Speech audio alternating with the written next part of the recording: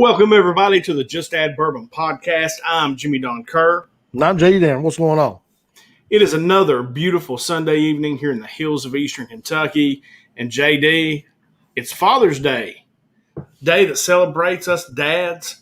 When it comes to our kids, I feel like we probably get left out sometimes when it comes to the appreciation. It's nice to have a day for dads. Yeah, and you know what? I'm not even paying for a little attention and a little affection. I'll pay for it right now.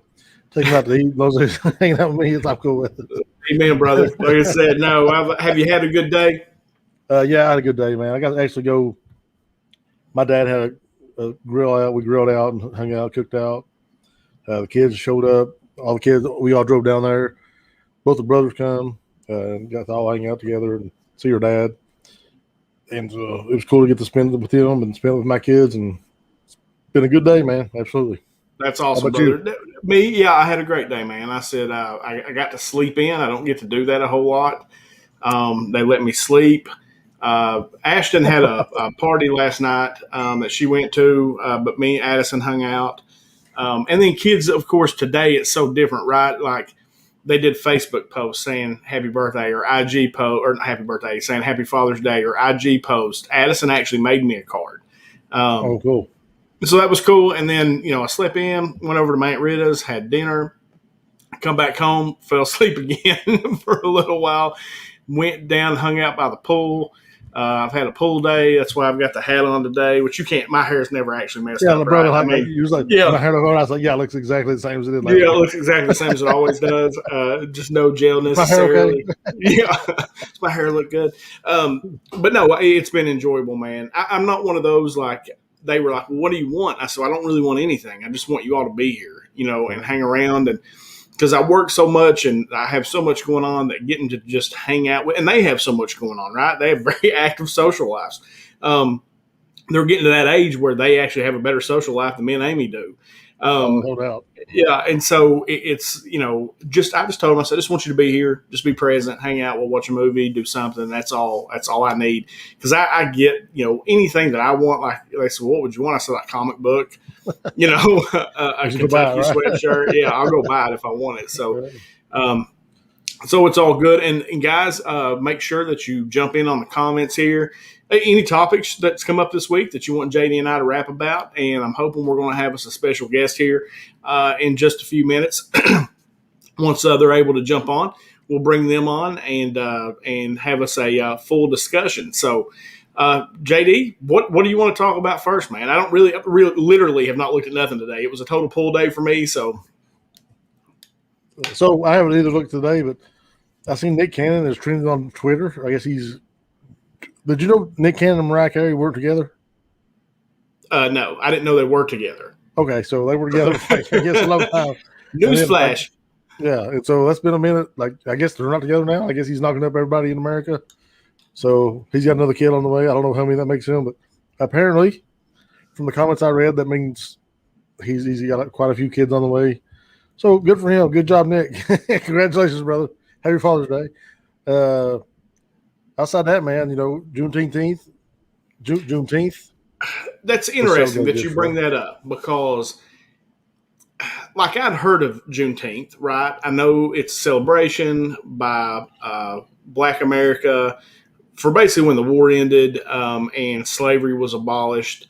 But I actually did not know that it had been made a federal holiday. I was working Friday, and I'd reached out to one of my customers. I needed some paperwork for their loan process, and I reached out to them and said, hey, I need you to call the Social Security office and get this paperwork for me. And they called me back and said, hey, it's not open. They said it's a holiday. And I said, a holiday? What holiday is it? And they said, well, it's Juneteenth. I was like, what is that? All right, so our special guest, we're getting ready to bring them in. This person will actually add to the good-looking quotient here on this show. I mean, look, JD and I are fine, and we know it. But this is going to lift that quotient even higher. I'm just telling you, I guarantee it's going to raise us up. I don't know that we can get much higher, JD, but we're going to attempt right now. and we're definitely going to bring a female perspective. I made this request last week, and this person obliged.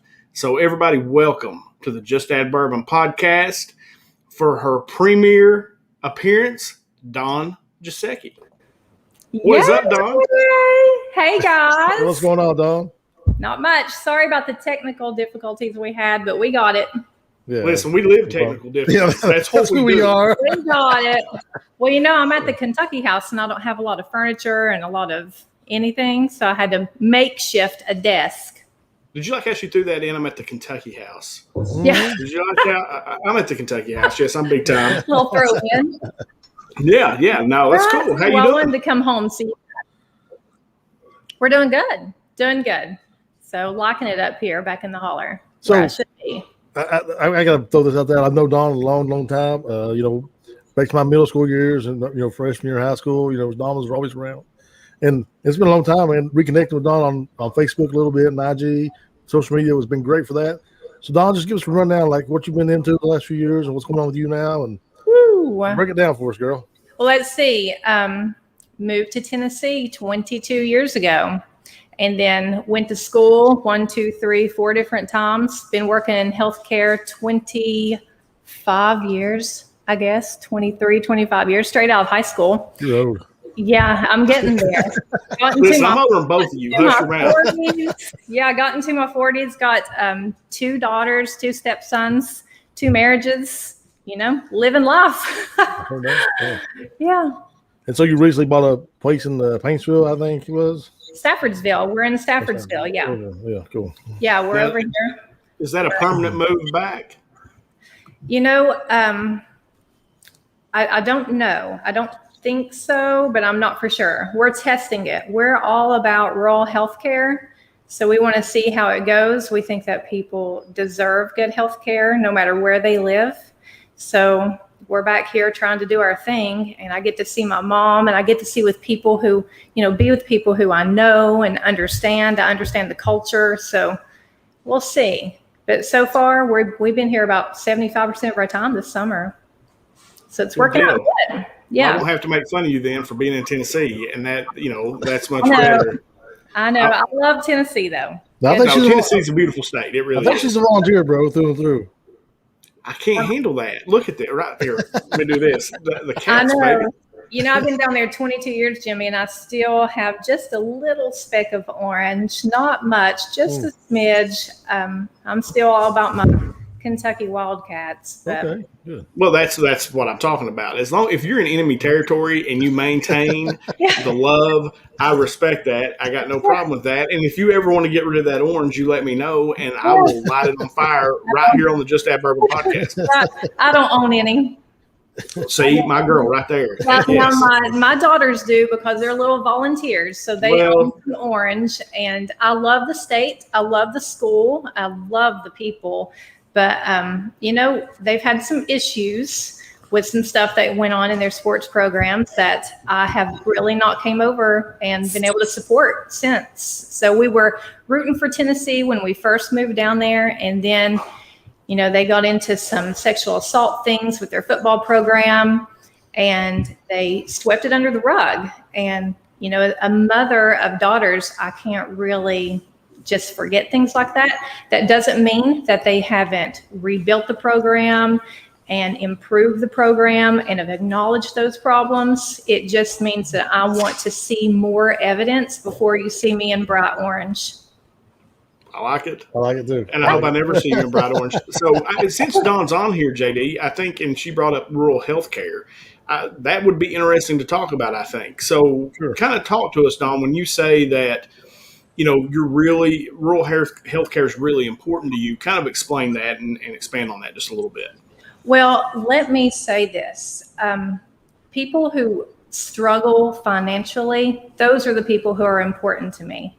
So people who are living in cities and well-off areas, they are always going to be okay. There's always people there that are going to be able to recruit the best physicians, the best staff, and have the best facilities. But when you get into areas like this, then we have to fight a little harder and we have to fight a little smarter.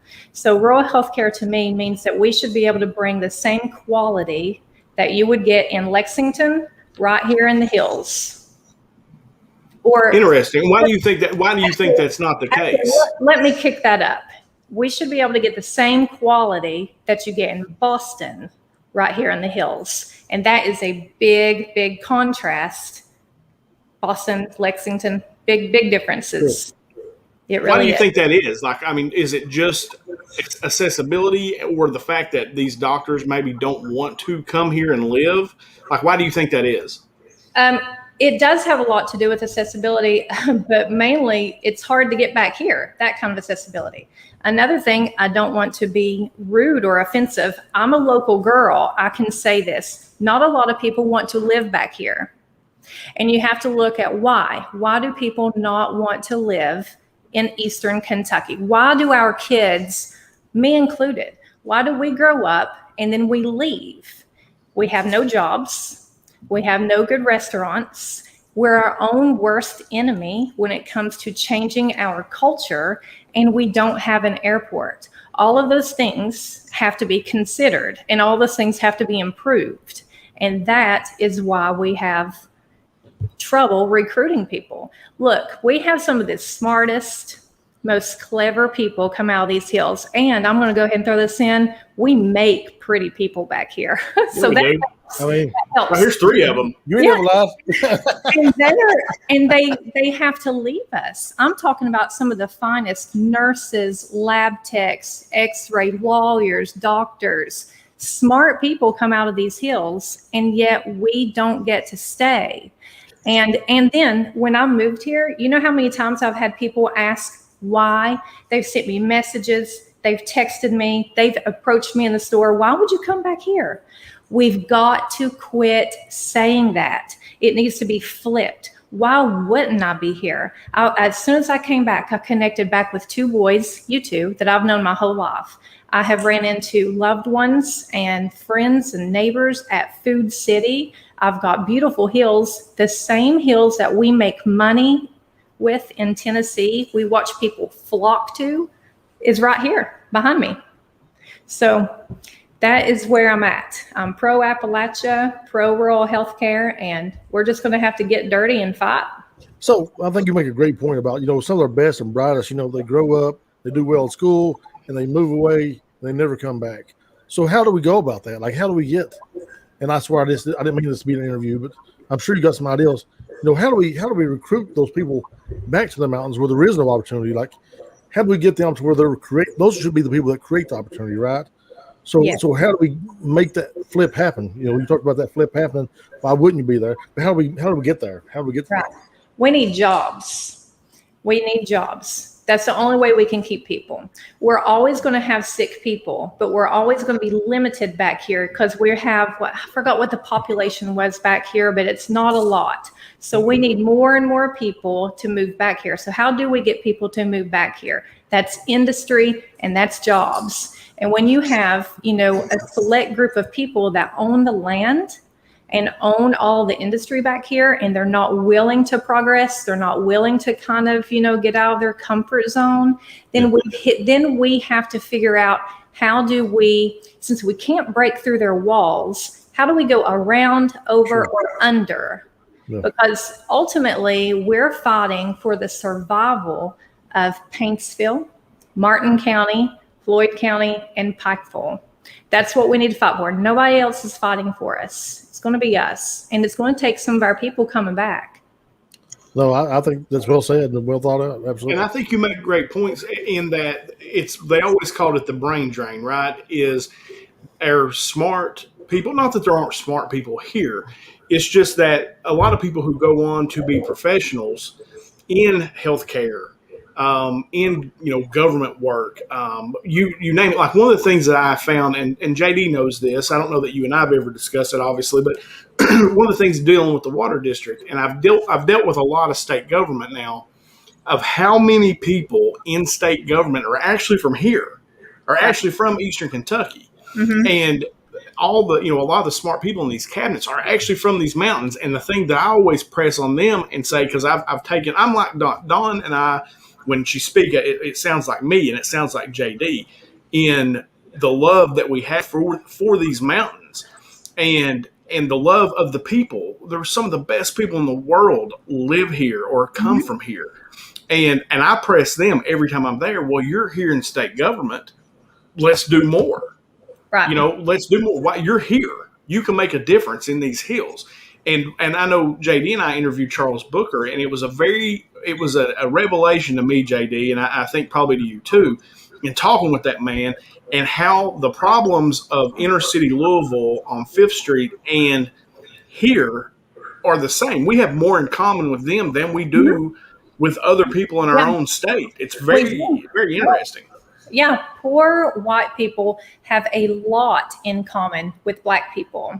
Now, don't get me wrong, black people have had many, many more strifes. We've never been slaves or anything like that. We can't even try to act like we know what that's like. But when it comes to being forgotten and held back, made fun of, then we're all the same on that.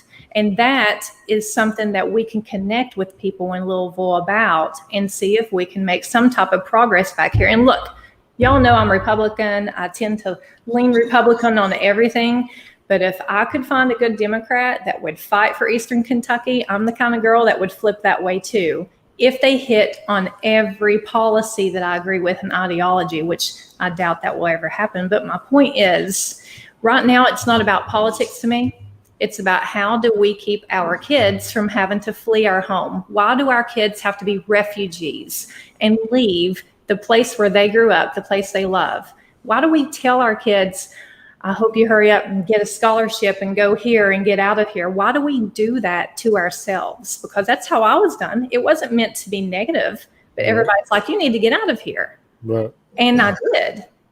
And when you leave, and you are working and you're living in another wonderful state. I cannot say enough about Tennessee, but you don't get time off for little things that are big to you. So something that's big to me is like when my neighbors up the holler passed away, that's like family to me. I can't get 3 days off to come up here because nobody cares if your neighbor passed away. So you miss things like that. Does that make sense what I'm trying to say? So you seem like you're a refugee from in your own country because the politicians, when I lived back here, failed me. And they failed a lot of us. And we had no choice but to leave for work. You can't stay back here and not have work. So we have to figure out how do we improve things. And you're right, Jimmy Don, water's a big one. Mm-hmm. Absolutely, infrastructure altogether. Yeah. So, and Inez looks beautiful. It's so pretty and quaint. Got all kinds of things going for it. Dry as a bone. Going to fight each other before they progress anything. It's interesting culture. Yeah. So I feel like one of the microcosms is happening in the eastern part of the state, and it's almost, you see the problem, being exponentiated as we've moved down state. I feel like a lot of the money in Martin County built a lot of the restaurants and a lot of the shopping places in Paintsville. And a lot of those places in Paintsville built a lot of the nice areas in Lexington and the roads and the infrastructure they have going on because the politicians kept pulling that money to where they were at. And I don't know what the answer is to that, but, I mean, we've got to figure out a way to pull our best and brightest back this way. And those are the people who are going to create opportunity for us. And we also have to face the fact that we have an extreme amount of our population that is addicted to opioids and has struggled with opioids. And, that's a complicated issue because lots of people think that people just randomly wake up and decide they're going to be addicts. That is not true. I hear it a lot back here. People are like, oh, they just want to get high. They just want to do that. The drugs that we're fighting back here, which are, by the way, everywhere, but the drugs that we are fighting back here, this area was targeted. Sure. And we know it was targeted. And then when you have people who have no jobs, they can't sell their house, They can't. Who are you going to sell your house to? Nobody's moving back here. What do you expect them to do? They're going to find some type of comfort in some type of chemical dependency, whether it's alcohol, drugs, whatever. We have to face that too, because lots of people are like, oh, you're from Martin County, where LBJ declared the war on poverty, where you have this going on, that going on, all these negative things. They never want to talk about the fact that I could get sick right now and probably just send off one text and be on 45 different prayer chains. I could have potlucks brought to me, be picked up, be prayed for. It doesn't matter about my politics, my ideology, anything. It's about good people. And they never want to talk about that. They only want to talk about the negativity. And when I say they, I'm talking about us. I'm talking about our people. I'm not talking about just Tennessee. I've lived in Tennessee for 22 years. They have no idea until I tell them. And then they're like, oh, I had no idea that was going on in the state of Kentucky. Well, it is. And that's what we have. We've got so many things. It's kind of exciting because I really think that we can make improvements by doing this. We have to keep talking. We have to keep talking. We have to keep pushing each other and trying to fight for change, even if it's with our words. JD, I would like you to kind of expand on something. It was actually something I was going to bring up later, but Dawn actually brought it up. And it was a post that you made on your Facebook page, and you were just asking the question that Dawn really just kind of hit on, and that's why do people become addicted? Is it they're I guess they're the best way to say it, class in life? Rich people are as addicted as poor people in a lot of cases. And kind of talk about the post you made, JD, and then let's kind of hit on that just a tick. So I made the post that I feel like people want to just make it simple, and they want to say somebody just made the choice to be an addict, or somebody, or just overcame trauma. But sometimes it's not any of those things. A lot of those, I feel like there's so many variables that can turn a person into an addict. Dude, I love that you're teasing. And there are so many avenues a person can go down, and so many substances a person can abuse. My question was, what is it that causes the person to be an addict? And I got a lot of response. Some people took the harsh stance that it's just about choice, personal choice. I reject that. I feel like there are certain circumstances where that's true, probably. But I feel much differently about the guy who got hurt in the coal mines and hurt his back, and his doctor targeted him, or Purdue Pharma targeted him, and they wrote him this big prescription for OxyContin, and he got hooked on pain oxycodone. I feel much differently about him than I do about the guy who just partied all the time and is just a druggie. I just feel way different about those two people. I don't know. I just feel like there was a lot of variables within addiction. And let me say this, and then Dawn, I want you to talk a little bit about the medical side of it, because I am one of those people that partied my guts out when I was in college, right? It was 3-4 days a week I was drinking, but it was never a problem for me. And now I was afraid for whatever reason, and I can tell you why. I was afraid to do drugs, like hard drugs. And it was because of Len Bias, the guy that played for Maryland that got drafted by the Boston Celtics. He went out and partied one night, was a top athlete, and then died. And for whatever reason, the age I was at when that occurred, it scared me to death. And I wouldn't. Now I drank like a champ, but it never got a hold of me. Like, even I would chew, right? And I can go on vacation and the nicotine doesn't bother me. Like, I don't have to have it. I could quit tomorrow. It's more of a habit than it is anything. Why medically, Dawn, is that the case? Like, some people are just wired a different way. Like, addiction is, now I'm addicted to work. Like, I'm a work addict. But as far as the drugs and things like that we're talking about, it's not really an issue for me. Lots of people have genetic markers for that. But let me say this about genetic markers and genetic testing. I worked in the laboratory side for 16 years. I got to work with some of the brightest minds. And just because you are genetically marked to be at high risk for alcoholism, certain cancers, anything like that. It doesn't mean that you can't make lifestyle choices to go ahead and try to slow that down and even stop it. So although we have a lot to do with our genetic makeup, of course, there are things that we can do to improve those things. So one thing, yes, you can have some genetic predisposition to be addicted to different things. But another thing is vulnerability. When you're sick and you go into the doctor's office, you're vulnerable. You don't feel well. You don't know what's going on.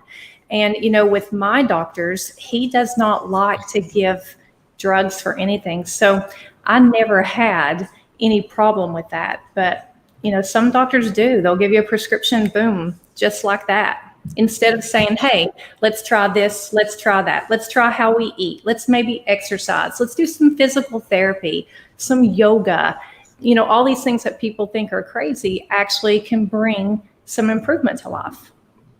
Something I've been looking into, y'all gonna make fun of me. JD might make fun of me. I don't know. He might not. JD might actually be into this.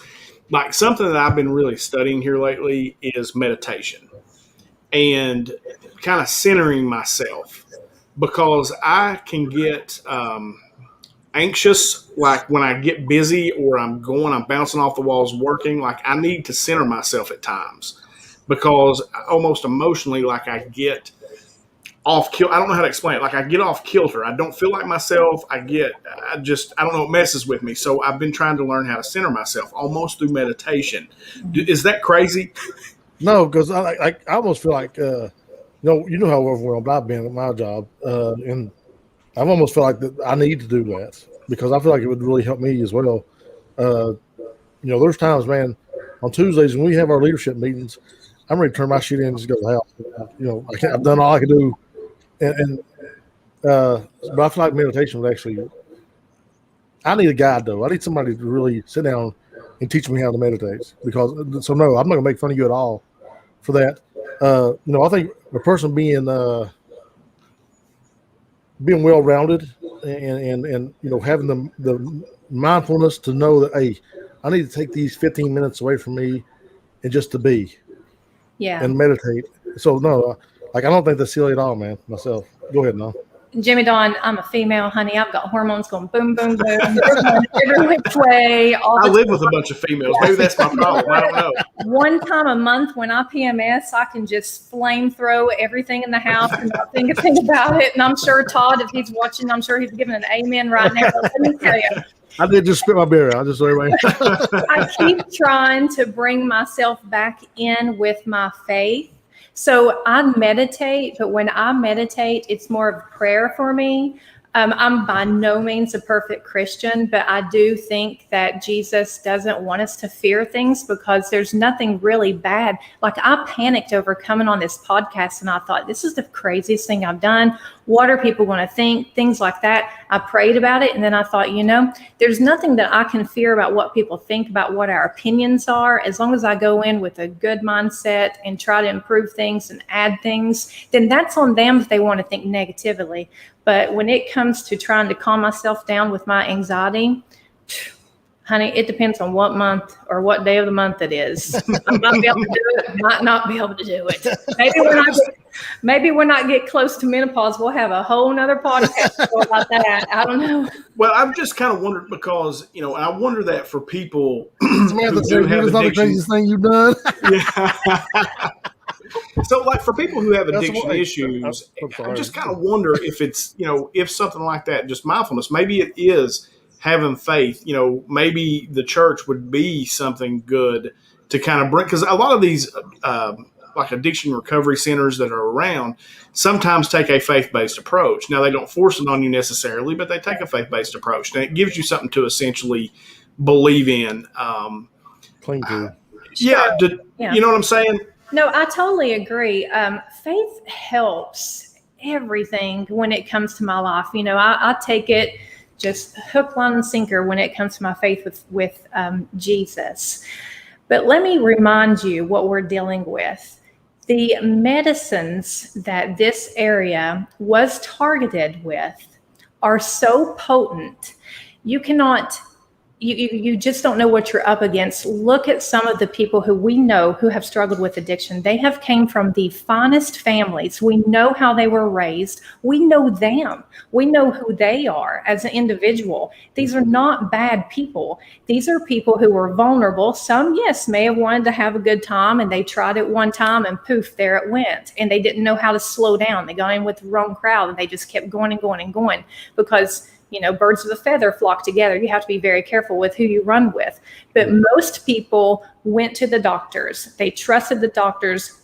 They trusted the pharmacist. Every time they had a headache, back pain, knee, whatever, they had a prescription ready.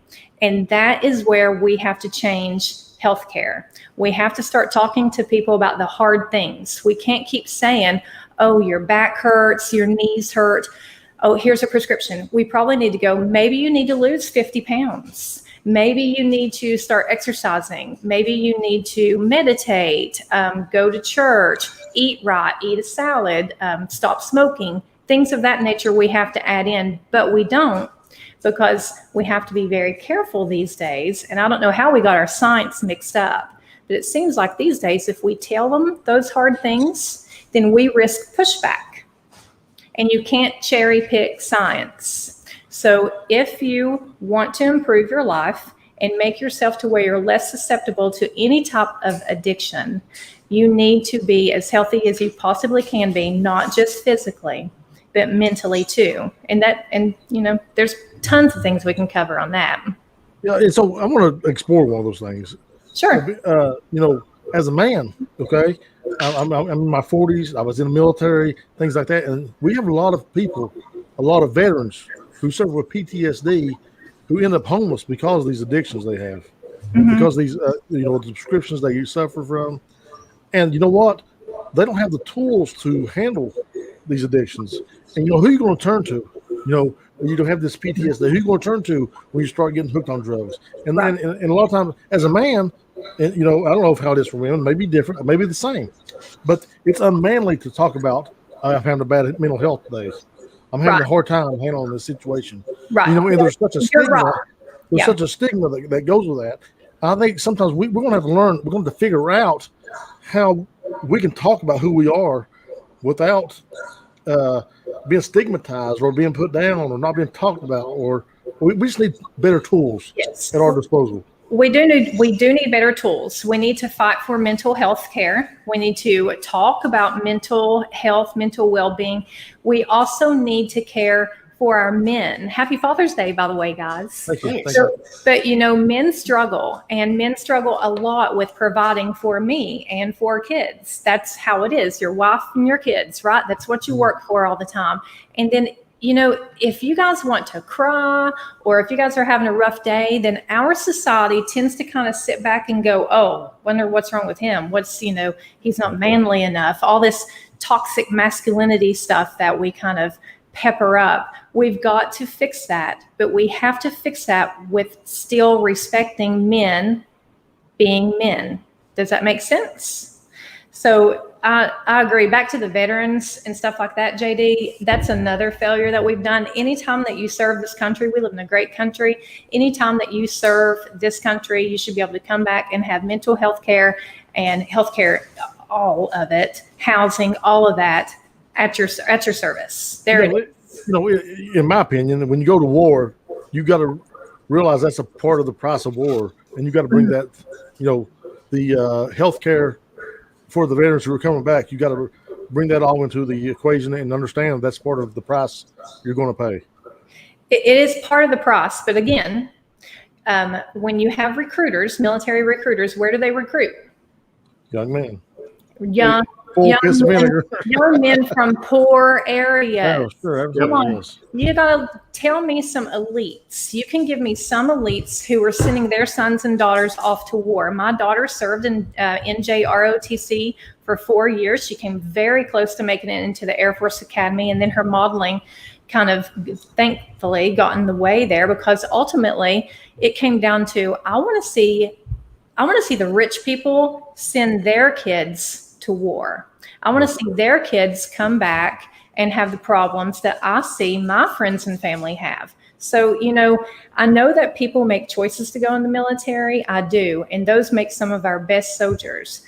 But at the same time, our recruiters are told to go into certain areas, and you can pull it up. Demographics data will prove it, and go into certain areas and get these boys. I'll go where there's no opportunity and give them opportunity. What are they going to do? Yeah, give them opportunity. And military is great if you don't have opportunity. Or even if you do have opportunity. My husband served. He took care of the Benghazi guys. Sure. We're pro-military, and that's, some of my Republican coming out. We're all about that's it. That's not Republican, girl. I'm telling you right now. I'm not Republican at all. You'll see American flags flying at both of my houses and things like that. But, that's just how we are. So, yeah, we've got to take care of that, too. But we got lots of issues. But count yourself lucky, because you guys have boy parts. So when you go into the doctor, you get extremely much better care than what I do. I have to go in and fight. So that's another thing we have to talk about too, is what females have to go through when we go to the doctors. All of our testing, our vaccines, our medicines, all of that's primarily tested on you guys. So yeah, talk about it. I think it's an interesting segue. That's interesting. Talk about it. I'm kind of interested. I've got a daughter, and Jim knows got 2 daughters. We can segue there, but it basically have 2 daughters.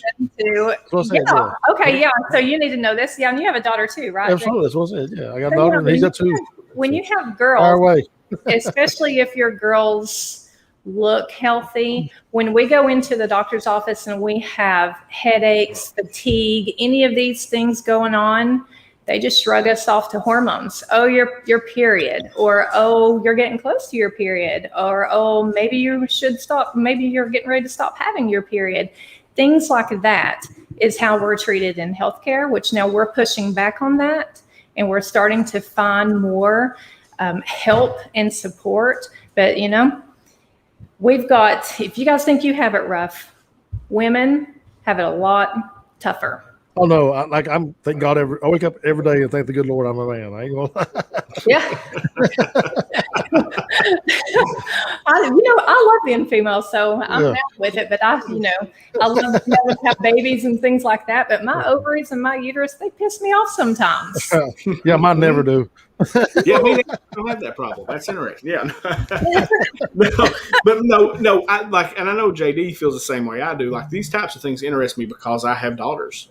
Just, how can I help my daughters? Are there things I need to be pushing for when I am in the situations that I'm in? Because I have opportunities to talk to people that other people don't have. I have those opportunities to speak with people and push my agenda and maybe make a difference at times. And so I find those topics incredibly interesting. But something I do want to circle back to real quick, and it was something we've kind of jumped in 20 different places, which is the best thing about this podcast. Well, it's the best thing about this podcast. That's what we do. But I do want to circle back to what we were talking about, because this is kind of important to me, is about how we draw, like healthcare. I agree with you. A lot of people in some procedures and in some things that we have to do, we have to go to Lexington to get the health care that we need or that we want, and you can't necessarily get. I want to know, how do we get doctors to come here? Like, my cousin Chris is a doctor in Louisville. He wouldn't come back here for love nor money. And I told him, like, I was trying to work around and say, okay, you can get your student loans paid off at a lot of these rural facilities. Like, they will pay your student loans. Like, how do we draw those people here, and then how do we keep them? Right. Well, let me remark one time on what can you do to help your daughters, and then I'll go to the health care. No, absolutely. The biggest thing that we can do to help our daughters is raise good men. That's the big thing, and then we can come back to that another time. When it comes to how we get people to move to these areas, when you're talking about some of our brightest minds that have opportunities to go anywhere, Lord have mercy, it is so complex, but it boils down to we've got to get the basics. You have to have water that's not making national news. You have to have infrastructure. We've got to be able to zip from here to Lexington to get to an airport if we need to. People like to travel. You're talking about people who are making well into the six figures. They don't want to just come back here and hang out. Todd and I have traveled everywhere. So we're happy coming back here and hanging out in the hills and checking in on my mom. But when you're talking about young people just starting their careers, they want airports, food, shopping, nice houses, nice schools. They want good health care for themselves. These people get sick too. Nobody wants to travel an hour and a half to see an OBGYN. There's no reason for that. We need to have people back here that are able to take care of those needs. And the only way we can do that is start from the ground because, and like I said, I'm a local girl. My heart is in Appalachia, whether it's in Kentucky or Tennessee. We have got to fight for our basics first. When you talk to women about bringing their children and putting them back here, women are going to want to know, is it a safe environment? We have lots of violence. We have lots of addiction. We have water that we have connected potentially with cancer. Those things are going to scare mamas. And when you scare mamas, guess who follows? Dad. And dad or mom have the credentials, and they go, you know what? It's too much of a risk for our kids. So let's go to Frankfurt. Let's go to Louisville. So we have to start at the ground. We got to get our water fixed. Got to get our electricity fixed, our roads, our bridges. Once we get that lined out, then we can move up. Then we got to look at restaurants. We have to be able to understand people drink beer. They drink wine. They do all kinds of those things. If we keep acting like those things aren't happening, all that money goes elsewhere. Give them restaurants to where you can get a nice glass of wine with a steak and not walk in and start praying for them because you think they're going to crack hell wide open. So little things like that, we're going to have to just, we don't have to change. We've got a lot of good things. We just kind of need to tinker some things. Does that make sense? Oh, yeah. Yeah. Oh, 100%. Okay, let me throw this at you because, you haven't been here in a while, and this is something that's real important to JD and I. So, and I want to throw this at Dawn because I want to know what she thinks. I want to get a beer. Go ahead. Right. So one of the things that I have been fighting for really the past 2 to 3 years is our water situation here. And what I have discovered in my work with that is that the water is really not bad. Okay. Our water quality is as good as anybody's. Now we have a major infrastructure problem where things break all the time. We all do. And infrastructure is a nationwide problem. But one of the things I found, and the reason I'm bringing this up is because of something that you said earlier, is that we sometimes do these things to ourselves. Mm-hmm. And one of the things that we have found specifically with the water issue is a lot of the media that is generated around our water situation is not exactly true. Now, some of it is. There are times that they report things when there's a break and there's things. Those things happen. We have major infrastructure problems. But the thing that we are fighting is how we change that message. Is because we know we have probably, as far as the water system itself, it's probably the best it's been ran in 3 decades. And it's very well managed. We are working really, really hard on our infrastructure. That's our biggest issue. Our biggest problem is perception. We have a major perception problem. How, like you're from here, you're one of us, but you've also lived away. How do we fight that perception? I made the statement earlier, we're our own worst enemy with our mouth. It's not just with the water. Like I told you, when I moved back, people are like, why would you come back here? We got to quit talking about our homes like that.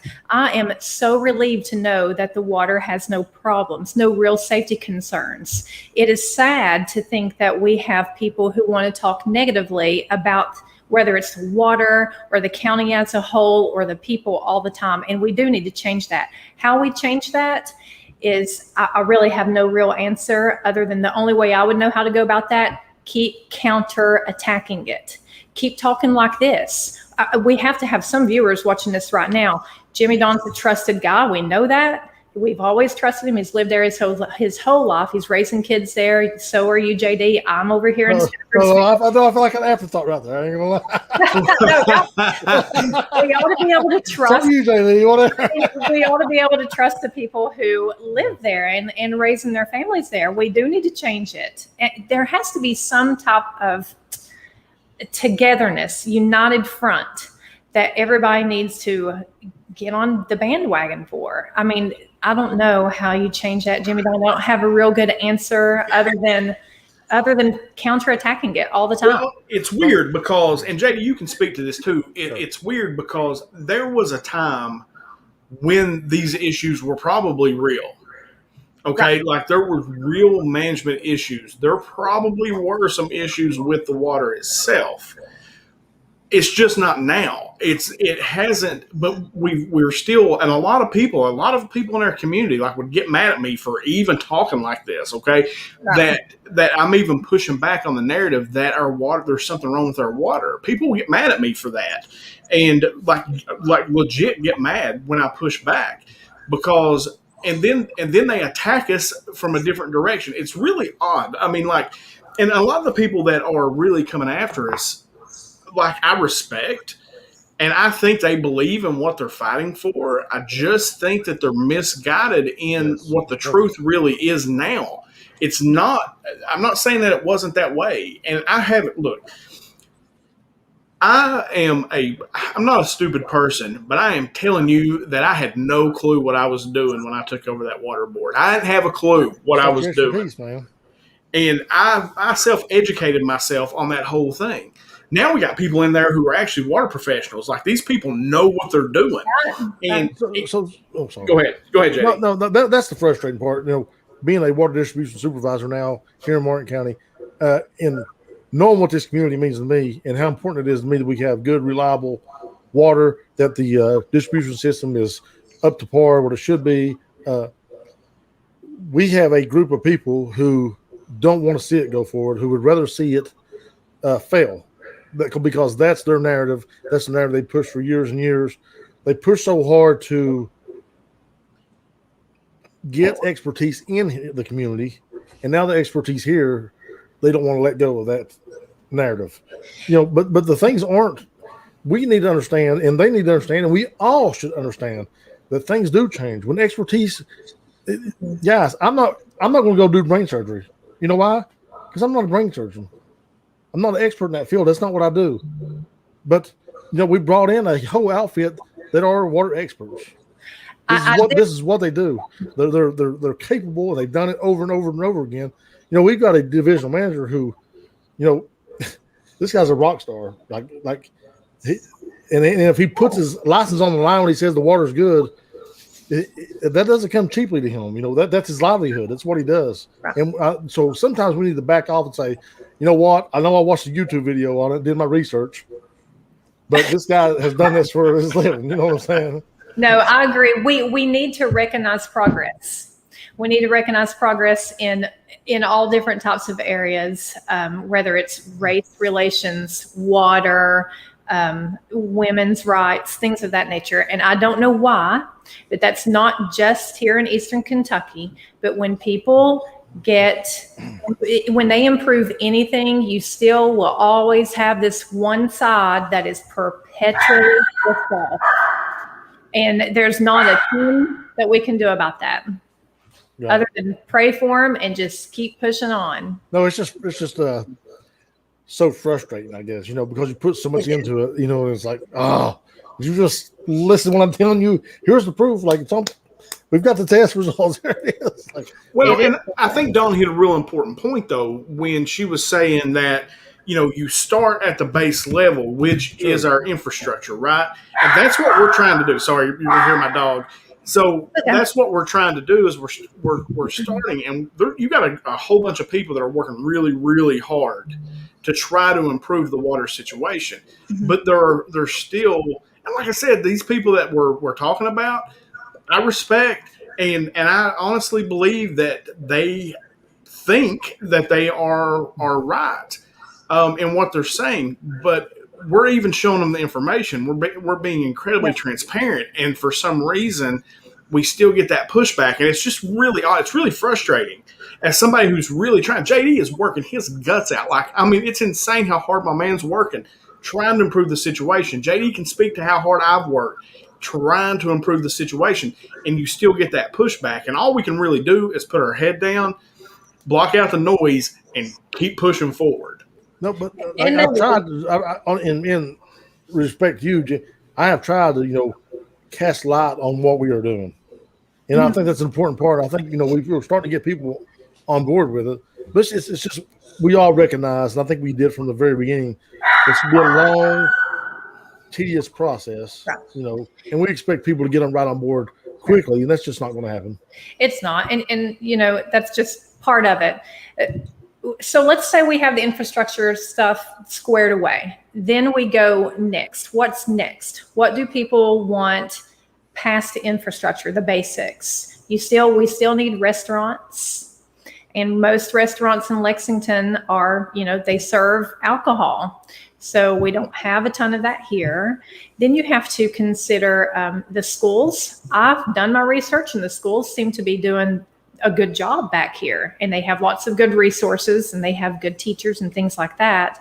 So then you have to think about, okay, is it housing? Is it inclement weather? When you get a snow followed by rain, then we lose electricity for like 2 weeks, things of that nature. We're always going to have to fight. We're never going to be a city, but we don't want to be a city. We just want to be a solid small town to where our kids can continuously stay here if they choose to.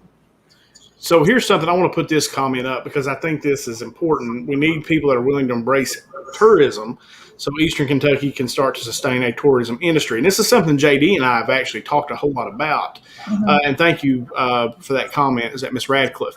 So one of the things that JD and I have really pushed, we pushed hard. JD did a phenomenal job bringing Donnie Baker into town. And that was a little different than what our people are used to.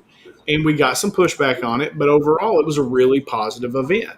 And JD and I talk about this a lot, where we, especially in Martin County, because, and I'm, you can speak, really, I think at times we need to talk about us as a region, as a whole. When it comes to industry, you have to think of Eastern Kentucky as a region, not specific counties, because I don't think you can think that small when it comes to industry.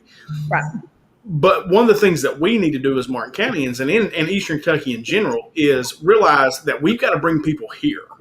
We've always went to Central Kentucky and spent our money. If you want to shop, if you want to do that, or we went over into West Virginia and spent our money. And we have to create something that will draw people here to spend their money here. And that Donnie Baker show was a good example of that, because our gas stations were full. Our restaurants that we have were full. Town was popping. There was 300 people there, and it was popping.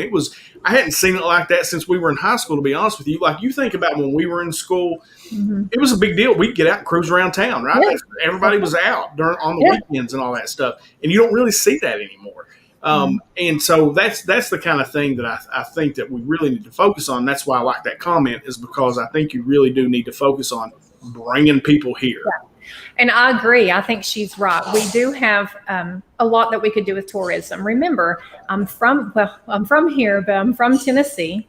I watch people come from Kentucky in droves to visit mountains when you live in the mountains. We have those same mountains here. So what is it that's stopping us from uniting with Floyd County, Johnson County, Pike County, and taking off and letting people ride these ATVs every which way, set up little log cabins up in the hollers, give them a beer, give them a cigarette and a burger, and let them keep going for 4 more hours. Those are some things that would generate some money in here. It's not going to fix everything, but it would help, because we still have to realize we have a hard area to get to. So, okay, interstates go right to Gatlinburg. They go, yep. You just flop off of the interstate, and boom, you're in Pigeon Forge. So we're never going to be them, but we can be Eastern Kentucky. We can be us and have our unique culture. We can do hoedowns. When I moved to Tennessee, I spent about 8 years trying to get rid of my accent. It didn't work. But we're just going to have to embrace who we are. And that draws enough people in. I've traveled all over, and I run with people who have their own 747s, and I can run with people who just got out of jail yesterday. And let me tell you, they all find our culture equally intriguing. So if we can bounce off of that, have these little log cabins like Gatlinburg does, make them the Kentucky little log cabins, give them cat head biscuits and gravy, and not too much because we don't want them to end up sick, but you know what I'm saying. But yeah. So I think what you said makes a lot of sense to me. And I'm sure it does, Jimmy Don, because we've had this conversation so many times. And is tourism going to fix everything that we got going on? Absolutely not. But is it one prong of a multi-pronged attack? Absolutely. It can be. Yep.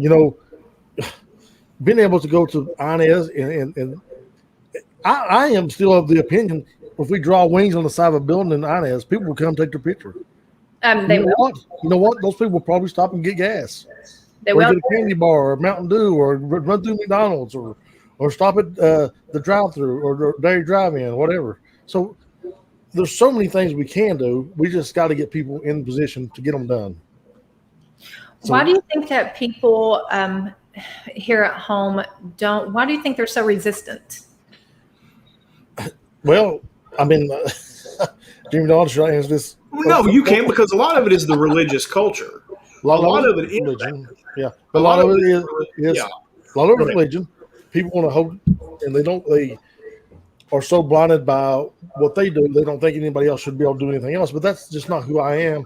If you want to go to church, you want to go to revival 7 days a week, I think you should be allowed to do that. Sure. But if you want to go to the nastiest comedy show that ever come to Kentucky, I think you ought to be allowed to do that too. I think that's your right as an American person and your right as a Kentuckian. But I also feel like, industry has been pushed away from here and shunned away from here by people who want to keep other people under control and don't want to see better for people. They want to see better for themselves. They want to keep industry away. That's what I think. I agree with that. I do think that we have some people who are very successful back here.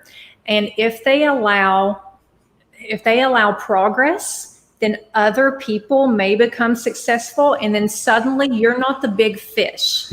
See, where I'm from, I have tons of millionaires around me, and I have several billionaires. I'm not even joking. Right. They're all there. But when you come here, you have a handful. They gobble up everything, and then they stop it. But what I think, I mean to interrupt you, I'm sorry. But what I think is the difference is it's still the old school way of thinking. I'm in the comedy business now, right? Like I'm in the comedy. So back in the day, you cutthroat, all you could do, you go on Johnny Carson, you got your HBO special, and that's all there was. Right. But that's not how life is anymore. The internet changed everything.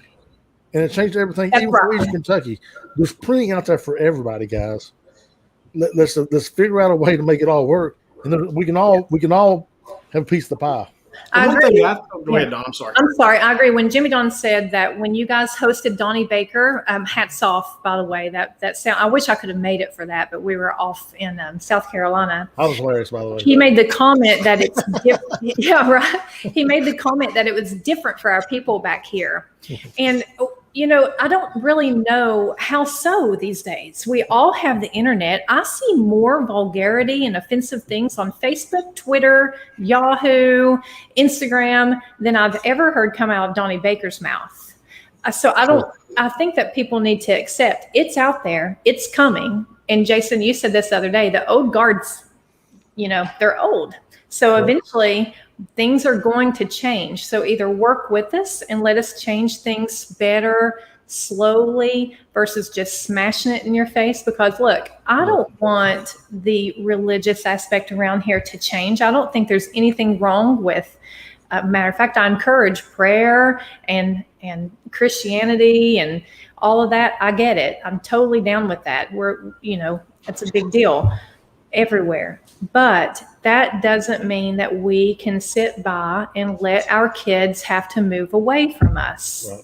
So we're going to have to figure that out. The other thing that I think that we've learned through COVID, if there are any positives through COVID, is that we can work differently we have figured out with the internet and with what we can do, we can work. You can literally work for a company in New York City and sit right here in Eastern Kentucky and work for them if you have a good internet connection. That's right. Amen. And we need to jump on that. Mm-hmm. You go back to the infrastructure part, and that's one of the things that JD said, like the multi-pronged attack. We got to secure our water. We have to get that where it's no longer a thought that it can even be talked about negatively. That's what JD and I are working really hard on. We will. And we're getting there. That it's going to take a minute, but we're going to get there. So, because we're not stopping over JD, we're going to keep going until it's done. You know me, bro. And we're not stopping. And this is something too. I want to say, James Guest is on here all the time, and we appreciate that, James. But there is a whole list of people that you can thank, because there's a ton of people who have put in a ton of work on this system every day, and they're probably out there right now doing it too. But one of the other things that I think we could truly benefit from as a community and is our broadband, getting our internet to where you can get internet in any of these hills. Like, I mean, I don't care how far up the holler you live, you got a good internet connection. Yes. Because I'm telling you, I run my business completely differently today than I did pre-COVID. Dude, nobody comes in my office anymore until it's time to close a loan. Nobody even comes in because we do Zoom applications where people can actually see me and see my computer screen and see what I'm doing, and they can see it. I can send them all their stuff to sign digitally. They don't even have to come in. They can email me everything. Like, if we need to, if somebody, one of these communities around us is going to figure this out, we've got to get on that, because if you've got great internet and you can live here and make $80,000 a year working for some company somewhere else, I mean, you might not leave. You might not leave, right? I agree. Yeah, internet, and it helps with healthcare. We can do tons of telehealth visits and things of that nature. Absolutely. If you get into trouble, you can just Zoom in with your doctor, and they can assess you right then and there. All of the infrastructure things are big things that we're going to have to keep pushing constantly, consistently, never give up. Hats off on the water improvements that you guys have done. And I know that was a big undertaking. I watched it afar from Tennessee, and a lot of people would have probably quit and pulled out, and you guys just kept pushing on. So that's good.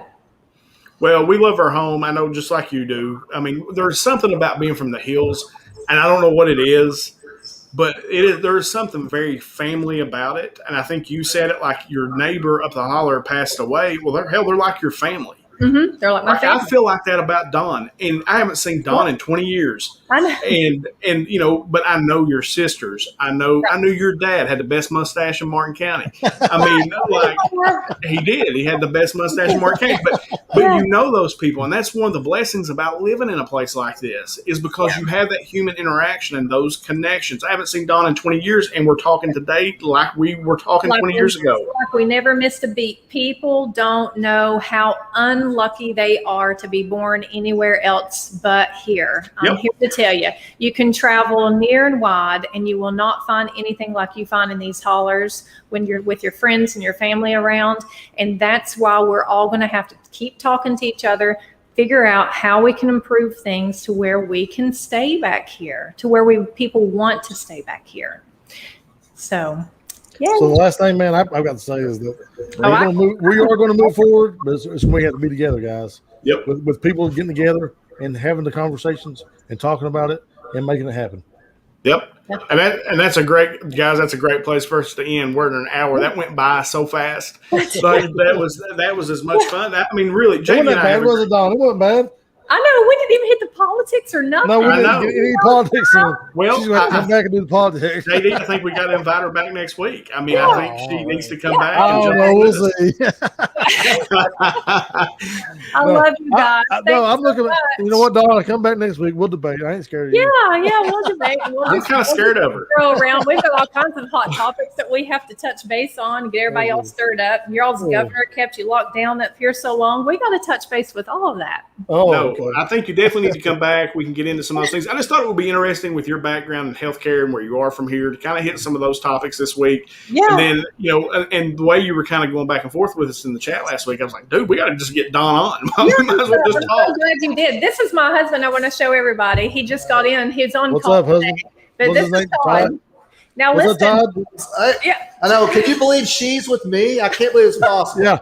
I have no hair or nothing. Give her the glasses because she needs. So let me tell you guys something. He is from Atlanta.